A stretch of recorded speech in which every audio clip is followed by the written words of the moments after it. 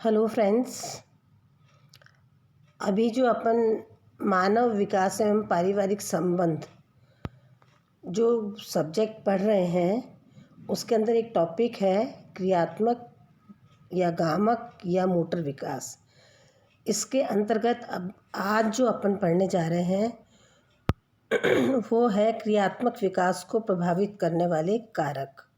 मतलब ऐसे कौन से कारक होते हैं जो कि बालक के मोटर डेवलपमेंट या उसके क्रियात्मक विकास को प्रभावित करते हैं। बालकों में क्रियात्मक विकास का प्रारंभ तभी हो जाता है जब वह माता के गर्भ में पल रहा होता है, परंतु यह भी सत्य है कि सभी बालकों में क्रियात्मक विकास समान गति से नहीं होता है, एक ही निश्चित आयु में नहीं होता है। कुछ बालकों में क्रियात्मक विकास तीव्रता से होता है तो कुछ में मंद गति से होता है। कुछ बालकों में क्रियात्मक विकास कुंठित हो जाता है, जिसके कारण कई हो सकते हैं। तो आइए जानें कि आखिरकार वह कौन कौन से निर्धारक तत्व हैं जो क्रियात्मक विकास को प्रभावित करते हैं, मतलब कि उसकी जो क्रियाएं होती हैं उसमें बाधा उत्पन्न करते हैं। तो वो जो क्रियात्मक विकास हैं तो उनको आज प्रमुख रूप से अपन पढ़ेंगे। उनमें सबसे पहले तो आता है ये शारीरिक विकास।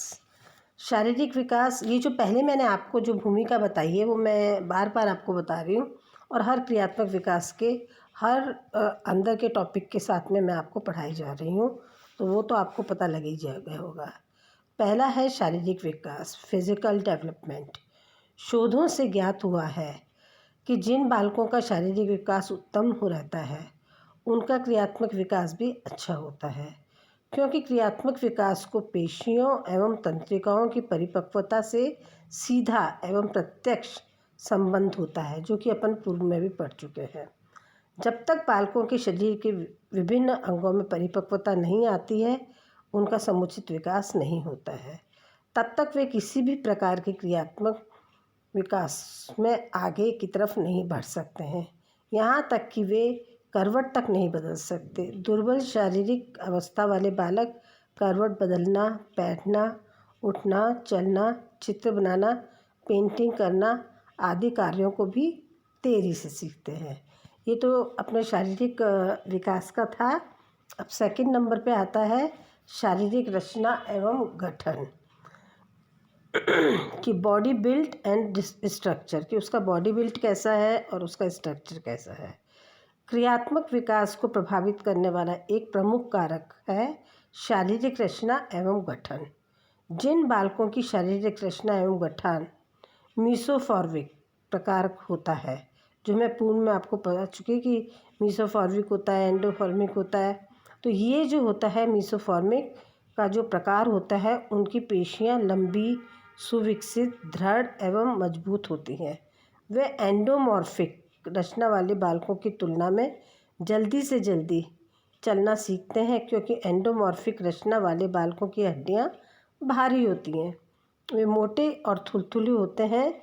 इसके कारण वे जल्दी चलना एवं बैठना नहीं सीख पाते। उनके पैरों के टांगों की पेशियों में इतनी ताकत नहीं होती कि वे सिर, धड़ एवं कमर के भार को सहन कर सकें। यही कारण है कि छोटे एवं दुर्बल बालक मोटे बालकों की अपेक्षा तेज गति से दौड़ सकते हैं और खेल कूद में आगे रहते हैं।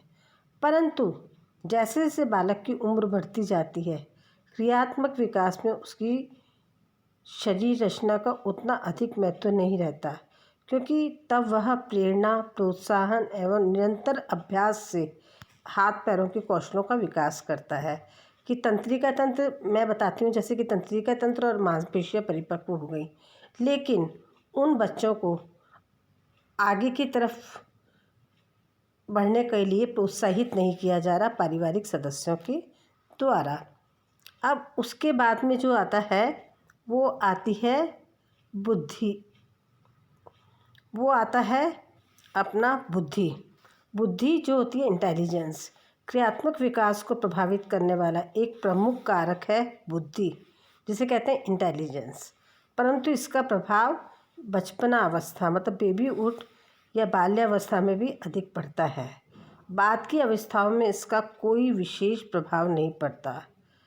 शर्ली एंड जॉन्स, जो कि एक बहुत बड़े बाल मनोवैज्ञानिक थे, ने अध्ययन में यह पाया कि बाल्यकाल में बुद्धि एवं क्रियात्मक विकास का आपस में घनिष्ठ संबंध होता है। तीव्र बुद्धि के बालक क्रियात्मक कौशलों को जहाँ जल्दी सीखते हैं, वहीं दुर्बल बुद्धि के बालक देरी से। मालपॉस, वो भी एक शिशु वैज्ञानिक थे, का भी ऐसा ही मानना है कि जो बच्चे देर से उठते हैं, उठना मतलब बैठने के लिए, बैठना, चलना, दौड़ना, कूदने की क्रिया करते हैं, वो बुद्धि में दुर्बल होते हैं। परंतु कुछ मनोवैज्ञानिकों का ये भी मानना है कि जो बच्चे मानसिक रूप से दुर्बल होते हैं या शारीरिक रूप से दुर्बल होते हैं, दुर्बल बुद्धि के होते हैं, वे भी देरी से बैठना, खड़ा होना, चलना, दौड़ना, कूदना, उछलना आदि क्रियाएं सीखते हैं।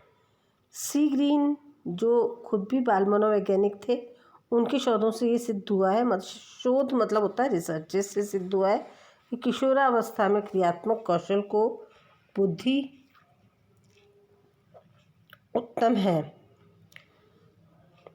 बुद्धि से कोई संबंध नहीं है, उनका बुद्धि से कोई संबंध नहीं है। और दूसरी बात यह है कि वो अच्छे से कार्य कर सकते हैं, उनको सीखने के अवसर प्राप्त हों तो। अब आप आइए सीखने के अवसर, अपॉर्चुनिटी फॉर लर्निंग।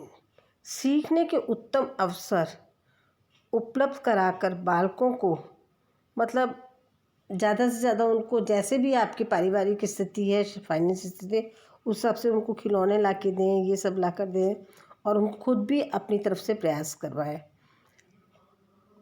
क्रियात्मक कौशलों का विकास किया जा सकता है इससे।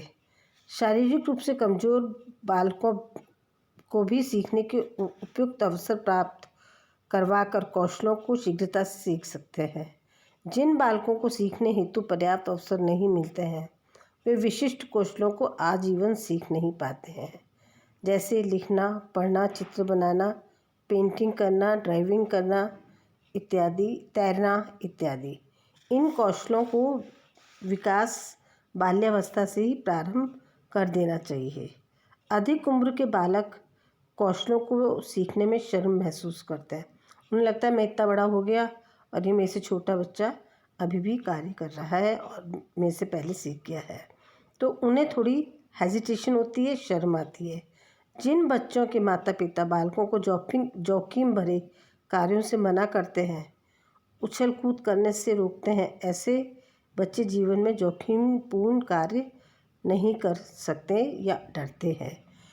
मैं ये नहीं कह रही हूँ कि जोखिम में मतलब कि एकदम से आप समुद्र में कूद जाओ, एकदम ही, ये मतलब ग्रेजुअली, धीरे धीरे, जो कि उसकी उम्र के हिसाब से होता है वैसे जोखिम। कि क्रिकेट खेल रहे हैं, मान लीजिए एक 10 साल का बच्चा, उसने बॉल फेंकी, अरे रे बॉल नहीं फेंकना, चोट लग जाएगी, यहाँ पे नहीं करना, चोट लग जाएगी, गिर जाओगे। तो ऐसे बालक जो होते हैं वो डरपोक किस्म के बालक होते हैं। अब कल अपन जो पढ़ेंगे वो मांसपेशीय नियंत्रण के विकास के अवसर का अभाव, ये अपन पढ़ के, और कल अपन इस टॉपिक